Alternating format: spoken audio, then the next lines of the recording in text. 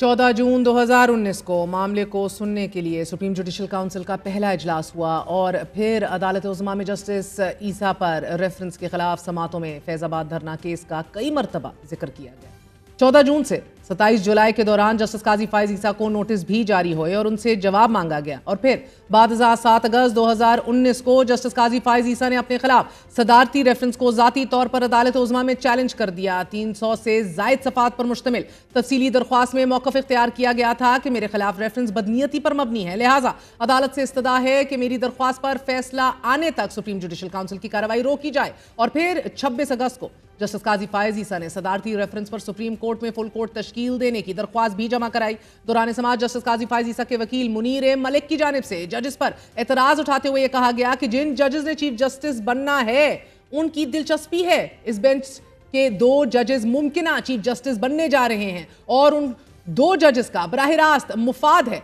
इसके जवाब में बेंच में शामिल जस्टिस तारिक मसूद और जस्टिस जाजुल एहसन ने कहा कि हम पहले ही जहन बना चुके थे कि बेंच में नहीं बैठना, हमने जो हल्फ उठाया है तमाम हालात में इसका पास रखना होता है। हमारे साथी जज की जानिब से हमारे बारे में तहफ़्फ़ुज़ात अफसोसनाक हैं और बेंच एक बार फिर तहलील हो गया। नाज़रीन, 20 सितंबर 2019 को उस वक्त के चीफ जस्टिस आसिफ सईद खोसा ने सदारती रेफरेंस के खिलाफ दायर दरख्वास्त पर समात के लिए नया 10 रुकनी फुल कोर्ट तश्कील दे दिया। सदारती रेफरेंस की समात के दौरान सूरत हाल उस वक्त एक ड्रामाई मोड़ इख्तियार कर गई कि जब उस वक्त के अटॉर्नी जनरल अनवर मंसूर खान ने अदालत उज़्मा के सामने एक ऐसा बयान दिया कि जिसे अदालती कार्रवाई से ना सिर्फ हज़्फ करना पड़ गया बल्कि इसकी रिपोर्टिंग पर भी पाबंदी आयद कर दी गई थी। जजेस की जासूसी से मुतल्लिक की गई इस बात के बाद अटॉर्नी जनरल अनवर मंसूर खान पर दबाव इस कदर बढ़ गया कि इमरान खान हुकूमत ने उनसे इस्तीफा ले लिया। अटॉर्नी जनरल अनवर मंसूर के बयान के बाद सुप्रीम कोर्ट के तमाम जजेस इकट्ठे हो गए और ये वही वक्त था कि जब जस्टिस काजी फायज ईसा के खिलाफ रेफरेंस सुप्रीम जुडिशल काउंसिल में जेर समात था।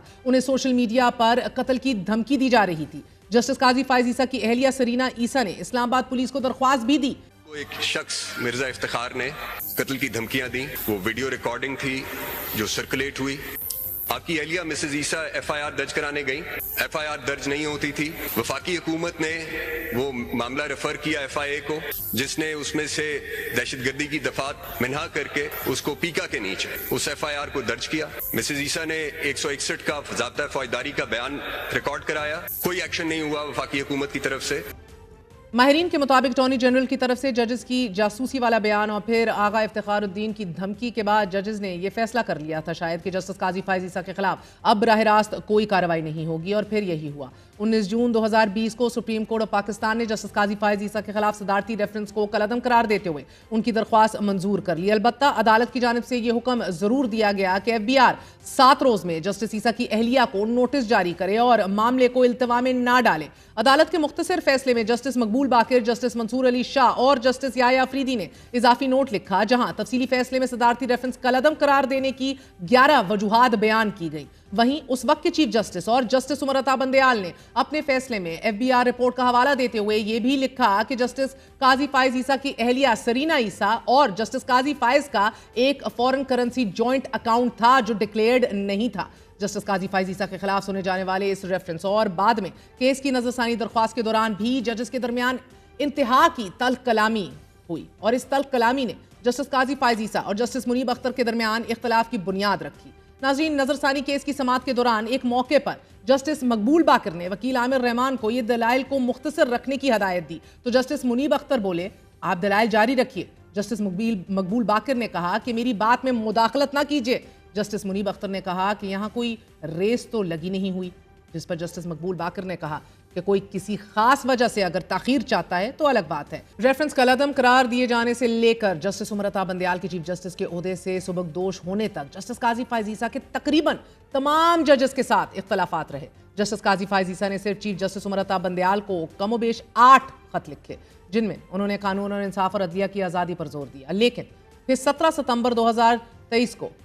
सब कुछ तब्दील हो गया, जिस वक्त चीफ जस्टिस काजी फायज ईसा ने हल्फ उठाया।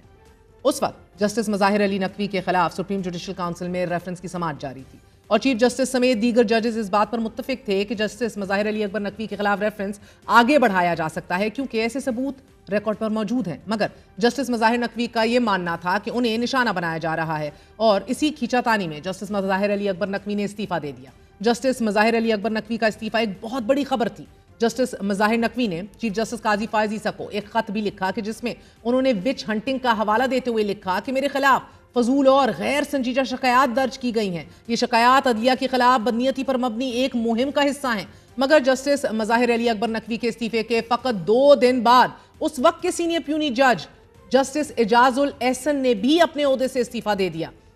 और यूं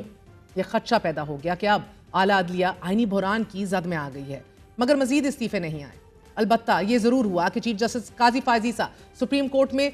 ड्यूरिंग दिस टाइम मजबूत पोजीशन में आ गए और फिर वो प्रैक्टिस एंड प्रोसीजर एक्ट कि जिस पर justice Umar Ata Bandial, justice Ejazul Ehsan, justice Mazahir Ali Akbar Naqvi समेत 8 जजेस ने स्टे ऑर्डर हुक्म इम्तना दे रखा था, उसे 12 अक्टूबर 2023 को चीफ जस्टिस की सरबराही में समाअत करने वाली फुल कोर्ट ने एक्ट को मंजूर कर लिया। अलबत्ता ये अहम है कि इस एक्ट की मंजूरी के बाद अज खुद नोटिस इख्तियारात और बेंचों की तश्कील से मुतल्लिक मामलात को चीफ जस्टिस की बजाय 3 रुकनी कमेटी के हवाले कर दिया गया।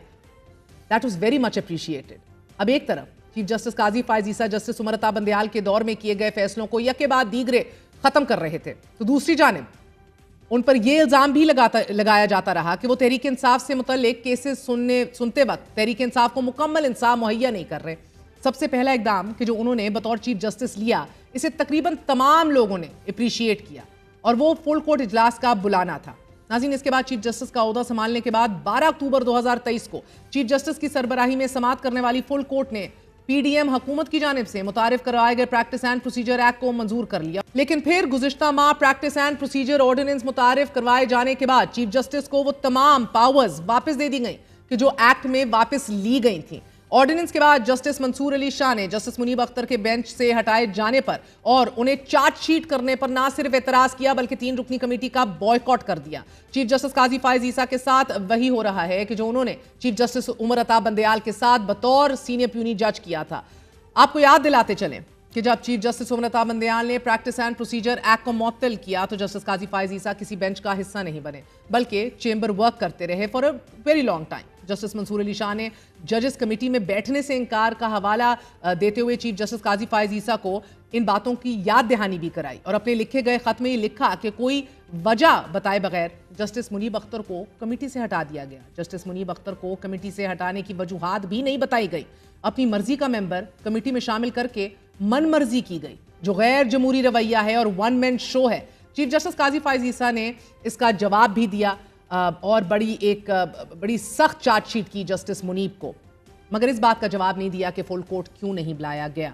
नाज़रीन, चीफ जस्टिस काजी फायज़ ईसा ने अपने दौर में अगर सबसे ज्यादा किसी बात पर जोर दिया तो वो पार्लियामेंट की सुप्रेमेसी और बालादस्ती थी और यही वजह है कि उन्होंने मुल्क की तारीख में पहली बार पार्लियामेंट सेशन से ना सिर्फ खिताब किया बल्कि आईने पाकिस्तान को उठाकर ये ऐवान बालादस्त भी है और सुप्रीम भी। अपने और अपने इदारे की तरफ से ये कहना चाहता हूँ कि हम इस किताब के साथ खड़े हैं। अल्लाह के साए के बाद इस किताब का साया हमारे सर पे। ये किताब पाकिस्तान की पहचान है।